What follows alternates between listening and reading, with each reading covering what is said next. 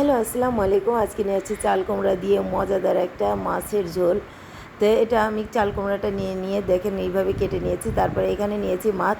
মাছ বিভিন্ন মশলা দিয়ে আমরা যেভাবে ম্যারিনেট করে রাখি, 10 মিনিট ম্যারিনেট করে রেখেছি মাছের মশলা দিয়ে।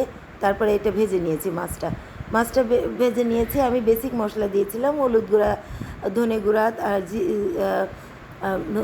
তারপরে লবণ দিয়ে মাছটা ম্যারিনেট করে রেখেছিলাম। তারপরে এখানে দিলাম জিরা, মেথি, রসুন, তারপরে দিলাম আদা কুচি, তারপরে দিলাম একটা টমেটো। তো তারপরে কাঁচামরিচ, তারপরে শুকনো মরিচ। আমি কিছু জিরা মেথি আগে ফোড়ন দিয়ে নিয়েছি। তারপরে দিয়েছি পেঁয়াজ, তারপরে দিয়েছি রসুন, আদা কুচি, তারপরে দিয়েছি টমেটো, তারপরে দিয়েছি কাঁচামরিচ, আবার শুকনো মরিচ। তাই এইটাকে একদম লাল লাল করে ভেজে নেব। লাল লাল করে ভেজে এইভাবে আমি তুলে একটা বাটিতে তুলে রেখে দেব।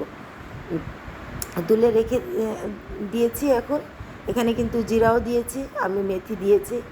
আপনি চাইলে মেথি যারা পছন্দ করে না তারা অ্যাভয়েড করতে পারে। তারপরে এখানে দিয়ে দিয়েছি চাল কুমড়ার যে টুকরাগুলি দিয়ে দিয়েছি, আর একটু আলু দিয়েছি।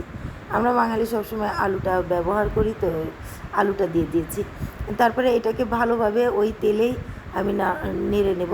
তারপরে এই যে দেখেন, যে মশলাটা দিয়েছিলাম, ভেজে নিয়েছিলাম, ওই ভাজনাটা আমি তুলে তারপরে এখানে দিয়ে দিলাম।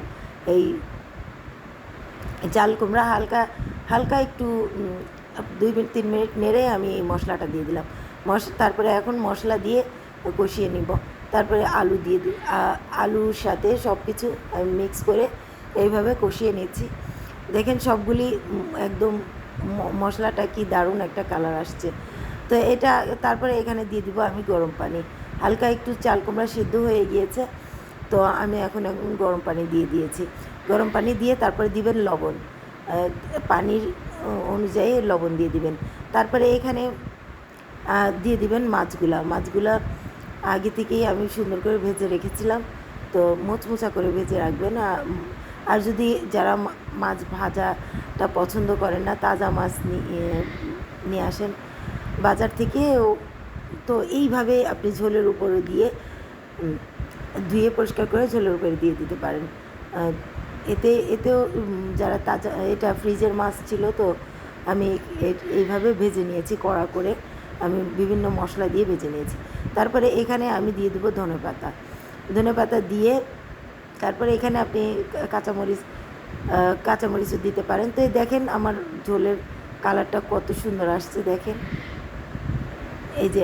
তারপরে এখানে আমি পরিবেশন করব। তো কেমন লাগলো আমার সিম্পল, আমরা প্রতিদিন যেটা রান্না করে খাই, এই চাল কুমড়া থাকলে আপনি এই ঝোলটা করলে এত টেস্টি হয়, আপনি একটু ট্রাই করে দেখবেন। আল্লাহ হাফিজ।